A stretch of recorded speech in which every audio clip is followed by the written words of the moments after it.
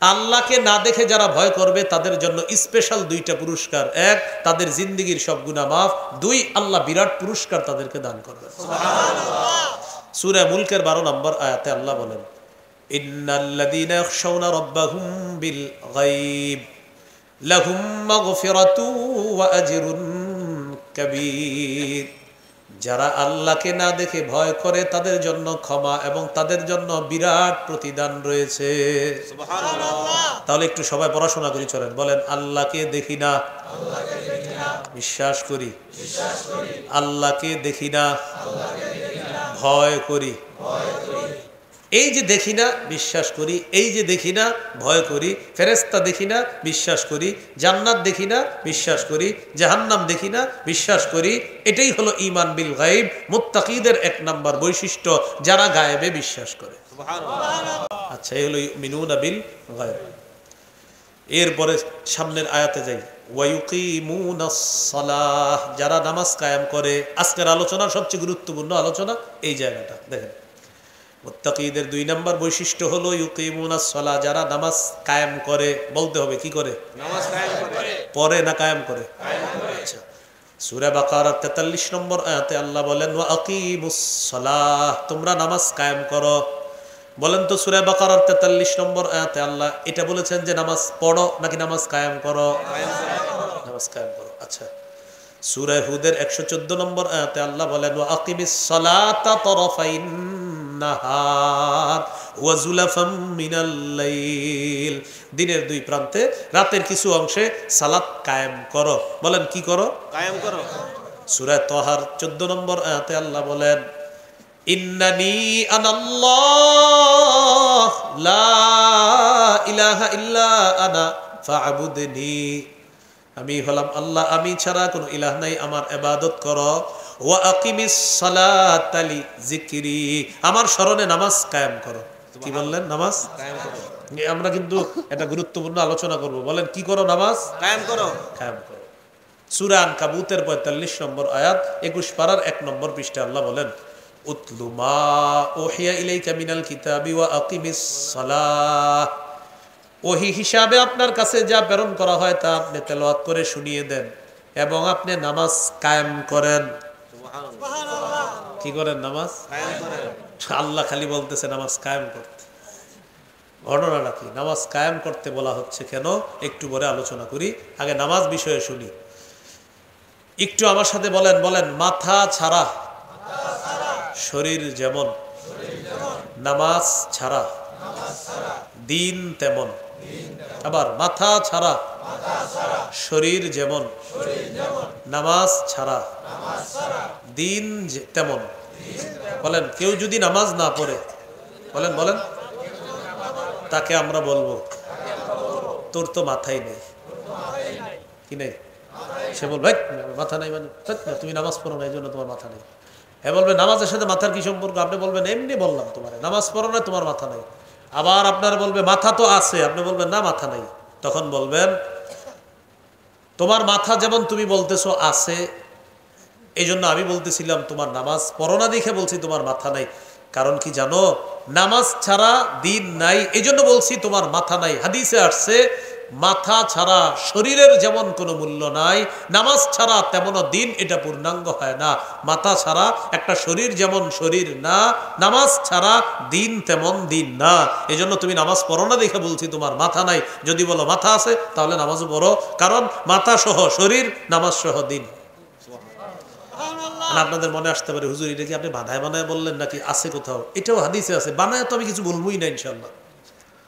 আল মুজামুল আওসাদ রাসূলুল্লাহ সাল্লাল্লাহু আলাইহি সাল্লাম বলেন, লা ঈমান লিমান লা আমানাতা লা, যার আমানতদারিতা নাই তার ঈমান নাই। ওয়ালা সালাতা লিমান লা তুহুরা লা, যার পবিত্রতা নাই তার নামাজ নাই। ওয়ালা সালাতা ওয়ালা দীন লিমান লা সালাতা লা, যার নামাজ নাই তার দিন নাই। এই যে যার নামাজ নাই তার দিন নাই।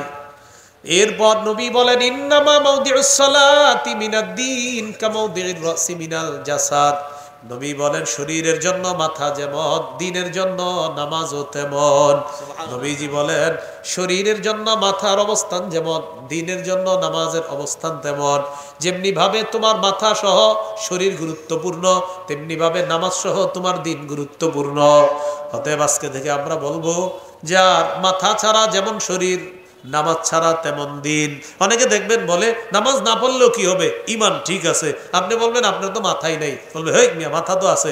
আপনি বলবেন নবীজি বলছে নামাজ দিনের এমন একটা অংশ, মাথা ছাড়া যেমন শরীর নাই, নবী বলছে নামাজ ছাড়াও দিন নাই। তাহলে এক অংশ আমি বলি, আরেক অংশ আপনারা বলেন তো, মাথা ছাড়া শরীর নাই আর দিন ছাড়া কি নাই? নামাজ ছাড়া কি নাই? দিন নাই। বলেন নামাজ ছাড়া কি নাই? দিন নাই। মাথা ছাড়া শরীর নাই, নামাজ ছাড়া দিন নাই। আল্লাহ আমাদেরকে মনে রেখে প্রতিদিন ৫ ওয়াক্ত নামাজ গুরুত্ব সহকারে আদায় করার তৌফিক দান। আমিন। ইবনে মাজাহ ২৭৮-২৭৯ নম্বর হাদিসের বর্ণনা। قال رسول الله صلى الله عليه وسلم استقيموا ونعم ما أن تستقيموا। তোমরা দ্বীনের উপর অটল থাকো, দ্বীনের উপর অটল থাকাই তোমাদের জন্য কল্যাণ। এরপর আল্লাহ নবী বলেন ইন্না মিন আফযলি আ'মালিকুম আস-সালাহ। মনে রাখবা তোমাদের সবচেয়ে শ্রেষ্ঠ আমল হলো নামাজ, তোমাদের সবচেয়ে শ্রেষ্ঠ আমল হলো নামাজ। এই হাদিসের শেষে নবী বলেন ওয়ালা ইউহাফিজু আলাল ওযু ইল্লা মুমিনুন। মুমিন ছাড়া কেউ যত্ন সহকারে ওযু করে না। নবী বলেন মুমিনরাই যত্ন সহকারে ওযু করে, মুমিনরাই যত্ন সহকারে কি করে? ওযু করে। তাহলে কি শিখলাম ভাই? নামাজ দ্বীনের সবচেয়ে গুরুত্বপূর্ণ একটা অংশ। এই নামাজের ব্যাপারে আল্লাহ বলেন মুত্তাকিদের ২ নম্বর বৈশিষ্ট্য, যারা নামাজ পড়ে, কায়েম করে, যারা নামাজ কায়েম করে। এখন আমরা আজকের আলোচনার সবচেয়ে গুরুত্বপূর্ণ অংশটা জানবো। নামাজ কায়েম করা দ্বারা কি উদ্দেশ্য? নামাজ কায়েম করা দ্বারা মৌলিক ৫টি উদ্দেশ্য। প্রিয় ভাইয়ারা, কয়টি? ৫টি। ১ নাম্বার আল মুহাফাজাতু আলা শুরুতিস সালাহ। নামাজের পূর্বে কিছু শর্ত আছে, এইগুলা গুরুত্ব সহকারে আদায় করা। ২ নাম্বার আল মুহাফাজাতু আলা রুকুই ওয়াস সুজুদ। রুকু সেজদা ধীরস্থির ভাবে করা। ৩ নাম্বার আল মুহাফাজাতু আলাল খুশুই ওয়াল খুজু। খুশু খুজুর সাথে নামাজ পড়া। ৪ নাম্বার পরিবারকে নামাজের হুকুম করা। ৫ নাম্বার রাষ্ট্রের প্রতিটা মুসলমান যেন নামাজি হয়ে যায়, এই চেষ্টা করা। এই ৫ কাজ করা মানি নামাজ কায়েম করা। সুবহানাল্লাহ। ১ নাম্বার নামাজের পূর্বে কিছু শর্ত আছে, এইগুলা গুরুত্ব দেওয়া। কি শর্ত? শরীর পাক, কাপড় পাক, নামাজের জায়গা পাক, সতর ডাকা, কেবলামুখী হওয়া, অক্তমতো নামাজ পড়া, নামাজের নিয়ত করে। বক্তব্যে আমরা আমাদেরকে এইভাবে পড়াইছি। এই মাদ্রাসার বক্তব্যে ছাত্ররা মাশাআল্লাহ এখানে মাইকে দ্বারাই বলে দিতে পারবে, যদিও আপনারাও সবাই পারবেন ইনশাআল্লাহ। ইনশাআল্লাহ, ইনশাআল্লাহ মানে আল্লাহ চাইলে আর কি। এই তো আল্লাহ চাইলে। হ্যাঁ পারি তো মানে ঠিক আছে, সবাই পারে আলহামদুলিল্লাহ। যাই হোক, পারে না সবাই? আরে কি বলেন? তো নামাজের পূর্ববর্তী চিন্তা করেন, কেমনে বললেন হুজুর পারে না, তো আবার এই লোক কেমনে কয় হুজুরের বেতন ২৫০ বাড়াই কেমনে? বলেন আপনি সাধারণ এইটাই বলতে পারলেন না, শরীর পাক, কাপড় পাক, নামাজের জায়গা পাক। এই আপনি আবার কত কিছু করেন। হুজুর আপনার পাঞ্জাবিটা এমনি থাকে, এমনি থাকতে না। শরমের যদি ভাষা থাকতো, শরম কইতো আমি আপনাকে শরম পাই। লজ্জা শব্দ যদি কথা বলতে পারতো, কিছু মানুষকে বলতো কি জানেন, আমি আপনারে লজ্জা পাই। শরীর পাক করা। নামাজের পূর্বে আপনি চেক করতে হবে আপনার শরীর পবিত্র আছে কিনা। এই যে শরীর পবিত্র আছে কিনা এই চেক করা মানি নামাজ কায়েম করা।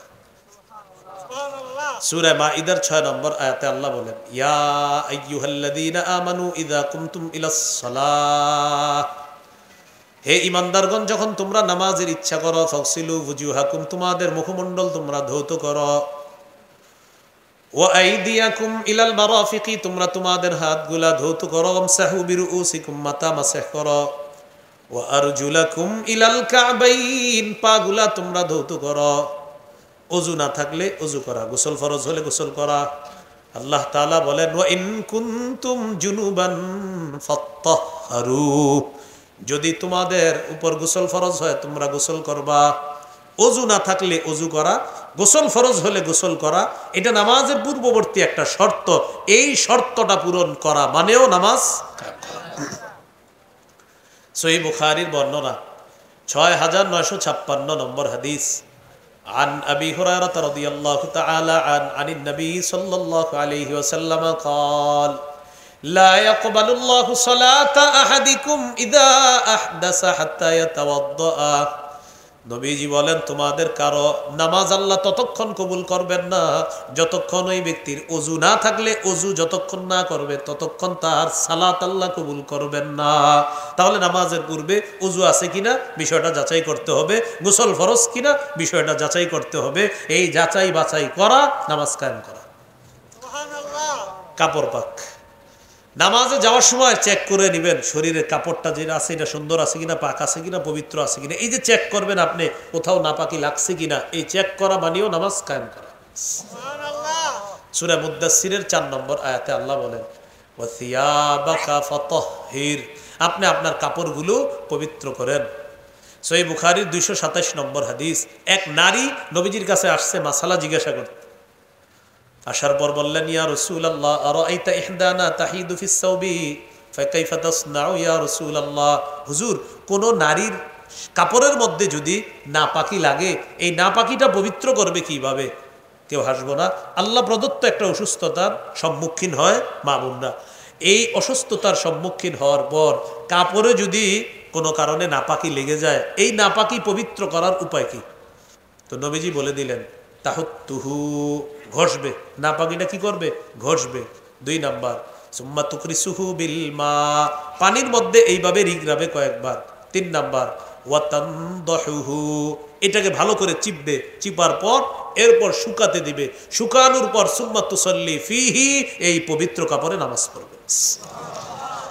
এখান থেকে আমাদের যে মাসালাটা শিক্ষা সেটা হলো নামাজের পূর্বে কাপড় পবিত্র থাকা শর্ত, যেটা এই হাদিস থেকে স্পষ্ট বোঝা যায়। নবী বললেন, কাপড় এইভাবে ঘষে নাপাকি উঠাবে, এরপর পানি দিয়ে নিগড়িয়ে নিবে, এরপর এটাকে চিপবে ভালো করে, এরপর শুকাবে, এটা পবিত্র হবে, এরপর এটাতে নামাজ পড়বে। এরপর আরেকটা শর্ত, নামাজের জায়গা পাক, যেখানে আপনি নামাজ পড়বেন সেই জায়গাটা পবিত্র আছে কিনা চেক করবেন। এমনি হলো পুরো পৃথিবীটা আমাদের জন্য পবিত্র, সুবহানাল্লাহ। এরপরেও আমরা অনেক সময় অপবিত্র বানাই, এই অপবিত্র বানাইলাম কিনা, খালেকের পক্ষ থেকে পুরা পৃথিবী আমাদের জন্য পবিত্র। মাখলুক এটাকে মাঝে মাঝে নাপাক বানায়, নাপাক বানাইলো কিনা চেক করবেন। এই চেক করা মানে নামাজ কায়েম করা।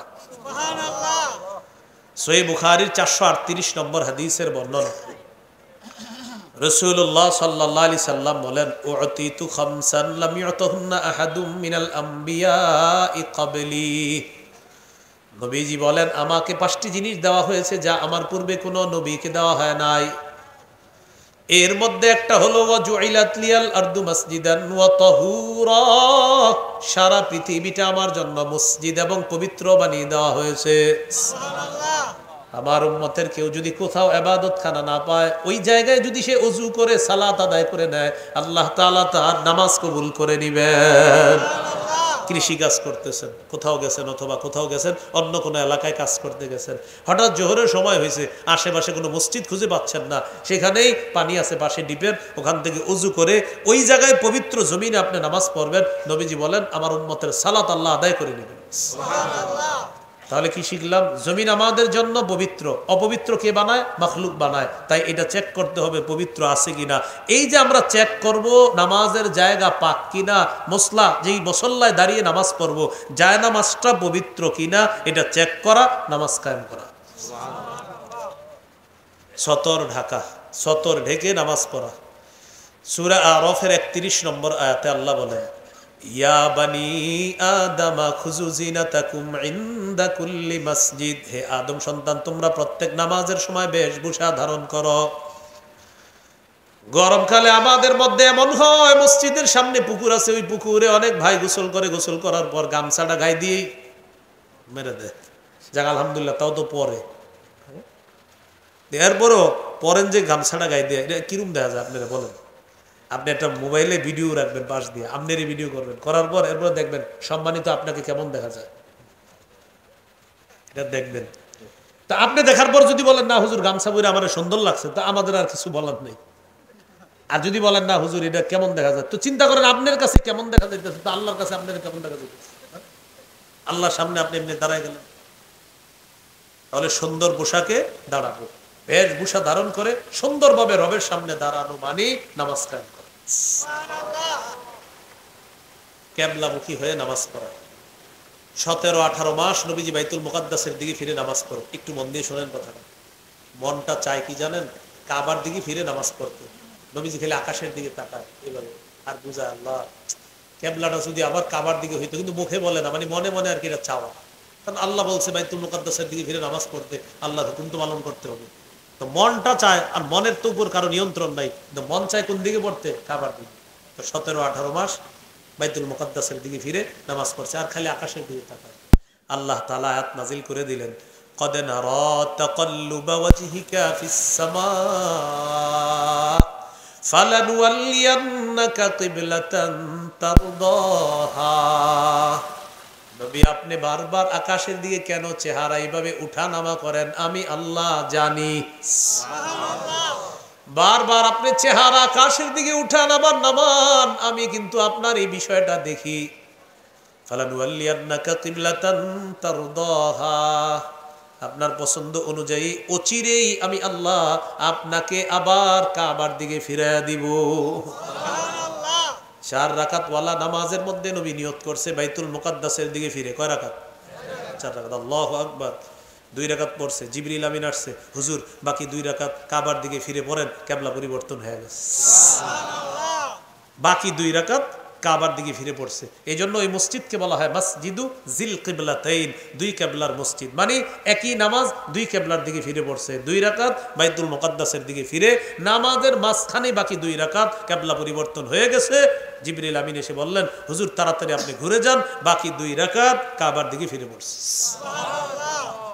এখন মাসালা এখান থেকে একটু বুঝেন। কিবলামুখী হওয়া, আপনি এক এলাকায় গেছেন, যে এলাকা চিনেন না আপনি, সেখানে যাওয়ার পর মাশাআল্লাহ আপনার মনে হয়েছে ওইটা পশ্চিম, আল্লাহু আকবার। 2 রাকাত হওয়ার পর আপনার মেহমান যার ঘরে হয়েছে নিয়ে এসে কয়, ভাই আপনি তো উত্তর দিকে ফিরে নামাজ পড়ছেন।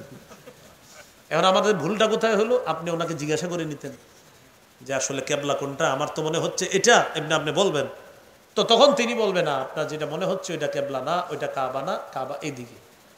এই যে আপনি কোথাও গিয়ে কাবা তালাশ করে পাচ্ছেন না, তাই কাউকে জিজ্ঞাসা করে কিবলা নির্ণয় করা মানেই নামাজ কায়েম করা। এই হলো কিবলামুখী হয়ে নামাজ পড়া। এরপরে সময় মতো নামাজ পড়া। সূরা নিসা 103 নম্বর আয়াতে আল্লাহ বলেন, ইন্নাস সালাতা কানাত আলাল মুমিনিনা কিতাবাম মাওকুতা, নিশ্চয়ই আল্লাহ মুমিনদের উপর সময় মতো নামাজ পড়া ফরজ করেছেন। সুবহানাল্লাহ। সহিহ বুখারীর বর্ণনা 527 নম্বর হাদিস। আব্দুল্লাহ ইবনে মাসউদ রাদিয়াল্লাহু তাআলা নবীজির প্রশ্ন করলেন, সালতু রাসূলুল্লাহ সাল্লাল্লাহু আলাইহি ওয়াসাল্লাম আইয়ুল আমালি আহাব্বু ইলাল্লাহ, ইয়া রাসূলুল্লাহ আল্লাহর কাছে সবচেয়ে পছন্দনীয় আমল কোনটি? নবীজি বললেন, as-salatu ala waqtiha, সময় মতো নামাজ পড়া। সুবহানাল্লাহ। তাহলে আমি প্রশ্ন করি, আপনারা জবাব দেন, আল্লাহর কাছে সবচেয়ে পছন্দনীয় আমল কোনটি? আবার আল্লাহর কাছে সবচেয়ে পছন্দনীয় আমল কোনটি? এই জন্য মাগরিবের নামাজের সময় ভাইরাল বক্তাকে রিসিভ করার জন্য আমরা যাব। শোনেন না, 30টা মোটরসাইকেল নিয়ে, কয়টা? 30টা। তো যাওয়ার পর মাগরিবের সময় কি কম না অনেক বেশি? কম। এখন মোটরসাইকেল নিয়ে যারা গেছে, আপনাদের এলাকায় এরকম হয় না, মানে পৃথিবীতে হয় আর কি। তা আপনার গেছে যাওয়ার পরে তো হুজুরে এখন আসতেছে না, একদম মাগরিবের নামাজ হইতেছে পাশে, মাগরিব যাক হুজুর না যাক। কেন? হুজুর যদি চলে যায় কয়েকটা ক্ষতি আছে। 1 নাম্বার, আমরা 15 জন সামনে থাকবো, 15 জন পিছনে, মাঝখানে হুজুরের গাড়িটা থাকবে, এটা হলো না যদি আমরা মাগরিবে যাই। 2, আমাদের একজন ভিডিও করবে আর পিছন থেকে অনেকে আমরা এইভাবে ধোয়ার মতো উড়াবো, এটা ভিডিও হবে। 2 নাম্বার, এই বিষয়টা মিস হবে। 3, আগামীকাল ফেসবুকে আমরা যে ঘটনাটা দিব আরিফ বিন হাবিবের সাথে কাটানো কিছু মুহূর্ত, এই বিষয়টা হলো না। তো এই জন্য মাগরিবের সময় আলোচক রিসিভ করতে গেলে ভাই আমাদের অনেকেই ভুলটা করে ফেলি, মাগরিব যাইতেছে আপনি নামাজ পড়তেছেন না কেন? হ্যাঁ কেন সেটা বলেন। হুজুর যদি চলে যায় নাকি? না, হুজুর যাইলে যাক, মাগরিব গেলে তো আর ফেরত পাবেন না। মাগরিব বড় না হুজুর বড়? মাহফিল বড় না মাগরিব বড়? তো কেন বুঝে আসতেছেন এটা? আপনি কেন নামাজ না পড়ে আপনি হুজুরে রিসিভ করবেন? ফোন দিয়ে বলে দেন, হুজুর ওই মসজিদে আমরা ঢুকছি নামাজ পড়তে, আপনি আইসা নামাজ পড়েন। উনি যদি এটা না মানে, দরকার নাই তার আলোচনা শোনার। কষ্ট পান নাই তো? না, কষ্ট আপনারা তো এটা করেন না, পাইবেন কা? আল্লাহ আমাদেরকে বুঝার তৌফিক দান করেন। এই জন্য যুবক ভাইয়েরা অনেক সময় আপনাদেরকে কর্তৃপক্ষ পাঠায় অনেকগুলো মোটরসাইকেল নিয়ে, বিশেষ করে মাগরিবেরটা সময় যদি পাঠায়, খুব সতর্ক থাকবেন যে না, আমার মাগরিব যেন ছুটে না যায়। মাহফিল আমরা দিছি, মানুষ যেন নামাজই হয়। আমি যদি নামাজ না পড়ি তো আমার মাহফিলের ফায়দাটা হলো কি? মনে থাকবেন ইনশাআল্লাহ? আচ্ছা, বাংলাদেশ এয়ারপোর্টে আপনি মাগরিব পড়ছেন, বাংলাদেশ এয়ারপোর্টে আপনি মাগরিবের নামাজ পড়ছেন সময় মতো, পড়ার পর প্লেনে উঠছেন, উমরা হজে যাবেন। আল্লাহ সকলকে তৌফিক দান করেন। তা আমাদের দেশ থেকে কোন দিকে? সৌদি আরব, পশ্চিম দিকে। এয়ারপোর্টে মাগরিব সময় মতো পড়ে ফেলে প্লেনে উঠছেন, প্লেনে ওঠার পর প্লেন পশ্চিম দিকে গেছে, যাওয়ার পর দেখেন কি সূর্য এখনো ডুবে নাই। মানে মাগরিব বাংলাদেশে পড়ছেন, পড়ার পরে সূর্য মানে পশ্চিম দিকে গেছেন, যত পশ্চিমে যাবেন দেখবেন কি সূর্য এখনো ডুবে নাই। সুবহানাল্লাহ, আল্লাহর কি কুদরত। তাহলে বাংলাদেশে সূর্য ডুবে গেল, আমি মাগরিব পড়ে ফেললাম, এখন পশ্চিম দিকে আসলাম, আল্লাহু আকবার, সূর্য দিয়ে এখনো ডুবে না, তো কিছুক্ষণ পরে ডুবছে, আবার মাগরিবের সময় হয়েছে। প্লেনে যদি কোনো আলেম থাকে, বেচারারে জ্বালায় মাইরালে সবাই, হুজুর আবার কি মাগরিব পড়তে হবে, এরকম। তো মাসালা হলো আর মাগরিব পড়া লাগবে না। একবার মাগরিব পড়ে ফেলছেন, দিনে মাগরিবের নামাজ একবারই ফরজ, দিনে ফজরের নামাজ একবারই ফরজ, একদিনে জোহরের নামাজ একবারই ফরজ, একদিনে আসরের নামাজ একবারই ফরজ, মাগরিব এশা একদিনে একবারই ফরজ। অতএব এই দিনের মাগরিব আপনি পড়ে ফেলছেন মানে একদিনের ফরজ আপনার আদায় হয়ে গেছে। মনে থাকবে তো ইনশাআল্লাহ? তো মা বাবা যখন হজ উমরা যায়, এই মাসালাগুলো যদি দেখেন কখনো মাগরিবের সময় ফ্লাইট, বিষয়টা বলে দিবেন। এই হলো অক্তমতো নামাজ পড়া। এরপরে নামাজের নিয়ত করা, এটাও পূর্ববর্তী শর্ত। সহিহ বুখারীর 1 নম্বর হাদিস, ক্বালা রাসূলুল্লাহ সাল্লাল্লাহু আলাইহি ওয়াসাল্লাম ইন্নামাল আ'মালু বিন্নিয়াত। রাসূলুল্লাহ সাল্লাল্লাহু আলাইহি সাল্লাম বলেন, আমলের প্রতিদান বিশুদ্ধ নিয়তের সাথে, আমলের প্রতিদান বিশুদ্ধ নিয়তের সাথে। বিশুদ্ধ নিয়তের সাথে আমরা আমাদের জীবনের সবগুলো আমল করব, এমনকি নামাজটাও পড়ব। আল্লাহ তৌফিক দান করেন। আমিন। মনে আসেনি নামাজ কায়েম করা দ্বারা কয় উদ্দেশ্য? না 5। কয়টা? 1 নাম্বার, নামাজের পূর্বে কিছু শর্ত আছে, এগুলা গুরুত্ব দেয়। মাত্র গেল 1 নাম্বার শর্তগুলা, এবার 2 নাম্বার। নামাজ কায়েম করা দ্বারা দ্বিতীয় উদ্দেশ্য হলো রুকু সেজদা ধীরস্থির ভাবে করা। সহিহ বুখারীর বর্ণনা 757 নম্বর হাদিস। রাসূলুল্লাহ সাল্লাল্লাহু আলাইহি সাল্লাম মসজিদে বসা, এক সাহাবী মসজিদে ঢুকার পর নামাজ পড়ছে। নামাজ পড়ার পর ফাসাল্লামা আলা রাসূলিল্লাহি সাল্লাল্লাহু আলাইহি ওয়াসাল্লাম ফারাদ্দা আলাইহি, সালাম ফিরানোর পর আল্লাহর নবীকে সালাম দিলেন, নবী সালামের জবাব দিলেন। নেওয়ার পর আল্লাহ নবী বললেন, ইরজি ফাসাল্লি ফাইন্নাকা লাম তুসাল্লি, তুমি ফিরে যাও, আবার নামাজ পড়ো, কেননা তুমি নামাজ পড়ো নাই। ফারাজা আইসাল্লি কামা কানা সাল্লা, সে ফিরে গেলেন, যাওয়ার পর আবার নামাজ পড়লেন আগের মতোই। সালাম ফিরাইলেন, আল্লাহ নবীর কাছে আসলেন, আসার পর আবার সালাম দিলেন, নবী সালামের জবাব নিলেন। সালামের জবাব দেওয়ার পর আবার আল্লাহ নবী বললেন, ইরজি ফাসাল্লি ফাইন্নাকা লাম তুসাল্লি, তুমি ফিরে যাও, আবার নামাজ পড়ো, কেননা তুমি নামাজ পড়ো নাই। তিনি আবার গেলেন, আবার নামাজ পড়লেন, আবার সালাম ফিরাইলেন, আবার নবীর কাছে আসলেন, আবার সালাম দিলেন। নবী সালামের জবাব দেওয়ার পর বললেন, তুমি আবার যাও, আবার নামাজ পড়ো, কেননা তুমি নামাজ পড়ো নাই। সাহাবী বললেন, ওয়াল্লাযী বা'আসাকা বিল হাক্কি মা উহসিনু গায়রা আল্লিমনি ইয়া রাসূলুল্লাহ, হুজুর এর চাইতে ভালো আমি নামাজ পড়তে পারি না, আপনি আমারে শিখিয়ে দেন। সুবহানাল্লাহ। নবীজি শিখিয়ে দিলেন, ইদা কুমতা ইলাস সালাহ ফাকাব্বির, যখন নামাজে দাঁড়াইবা আল্লাহু আকবার বলে হাত বাঁধবা। এটাকে কি বলে? তাকবীরে তাহরিমা। তাকবীরে তাহরিমা কেন বলে?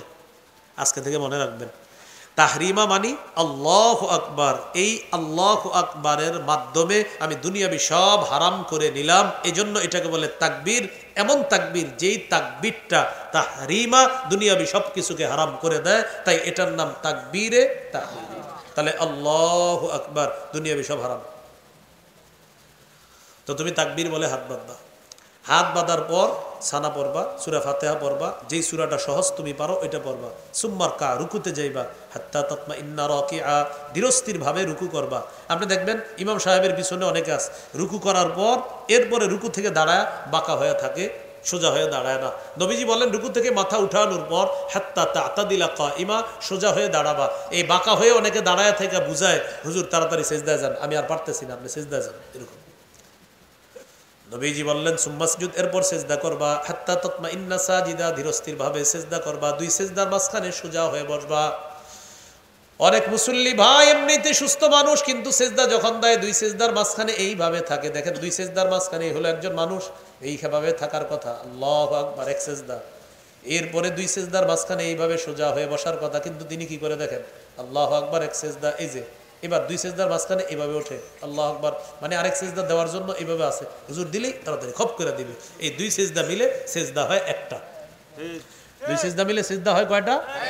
এই দুই সিজদা মিলে এক সিজদা হয়। বলেন এক রাকাতে সিজদা কয়টা? দুইটা। তো আপনি সিজদা দিলেন একটা, নামাজ হবে না তো?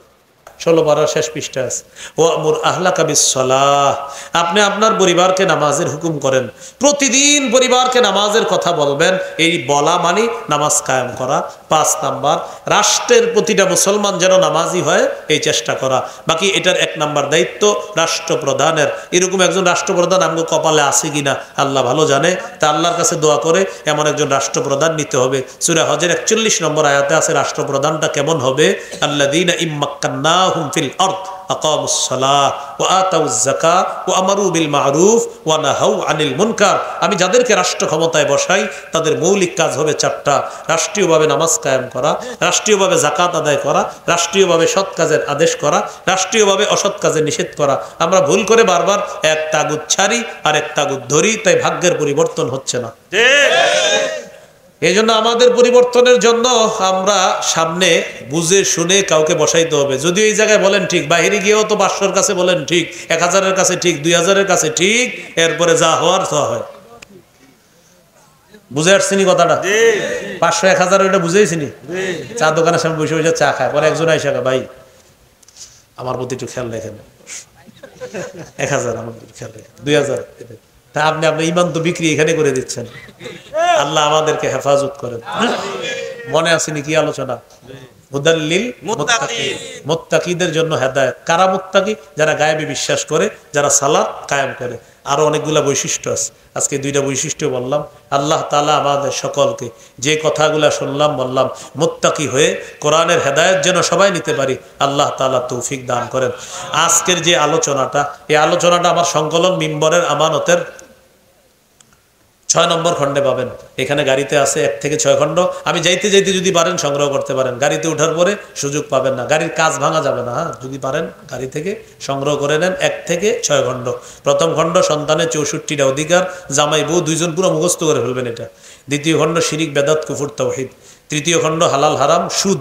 চতুর্থ খণ্ড স্বামী স্ত্রীর অধিকার, এটাও স্বামী স্ত্রী মুখস্থ করে ফেলবেন। পঞ্চম খণ্ড লা ইলাহা ইল্লাল্লাহর ব্যাখ্যা। ষষ্ঠ খণ্ড নামাজ। সেখানে আপনারা আরো পাবেন নামাজ কায়েম করার আরো কতগুলো উদ্দেশ্য আছে মৌলিক, ইনশাআল্লাহ বিস্তারিত আলোচনা ওখানে পাবেন আপনারা। আল্লাহ তাআলা আমাদের সকলকে যে কথাগুলো শুনলাম ওরা নিয়ে এসেছে প্রকাশনী থেকে, ওদের কাছে যোগাযোগ করেন। আল্লাহ আমাদের সকলকে যে কথাগুলো শুনলাম বললাম আমল করার তৌফিক দান করেন। আমিন। ওয়া আখিরু দাওয়ানা আলহামদুলিল্লাহি রাব্বিল আলামিন। আল্লাহুম্মা সাল্লি আলা মুহাম্মদ। اللهم بارك على محمد وعلى آل محمد.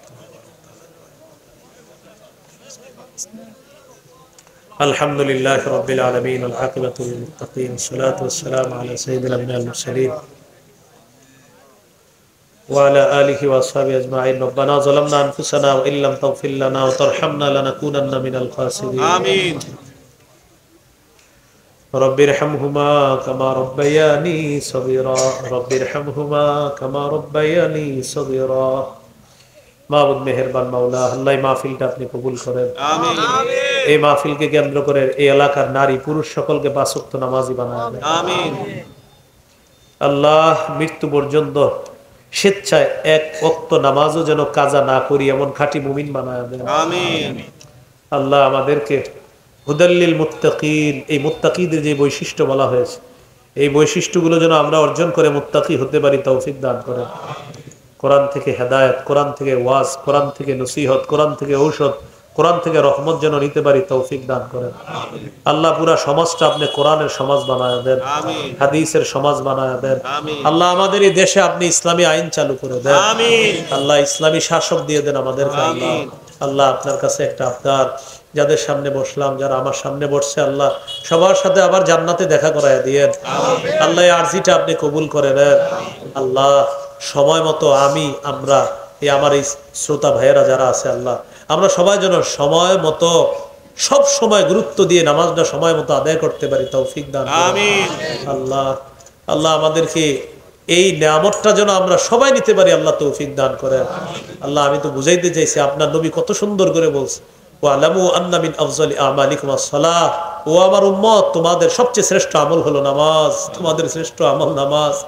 ইন্তেকালের আগে বলে গেছে আসসালাত আসসালাত ওয়া মা মালাকাত আইমানুকুম, এটা বলতে বলতে নবী ইন্তেকাল করছে একটু পর। আল্লাহ আপনার হাবিব বলেছে আমার উম্মত নামাজ নামাজ নামাজ নামাজ। আল্লাহ আফসোসের বিষয়, দুঃখের বিষয়, এত মাহফিল হয় কিন্তু আমাদের মুসল্লিদের সংখ্যা কিন্তু বাড়ে না। আল্লাহ আল্লাহ মেহেরবানি করে আজকের মাহফিলকে কেন্দ্র করে এই এলাকার যুব সমাজ সহ ছোট বড় সকলকে আপনি পাঁচ ওয়াক্ত নামাজি বানায় দেন। আমাদের দোয়াগুলো আপনি কবুল করেন।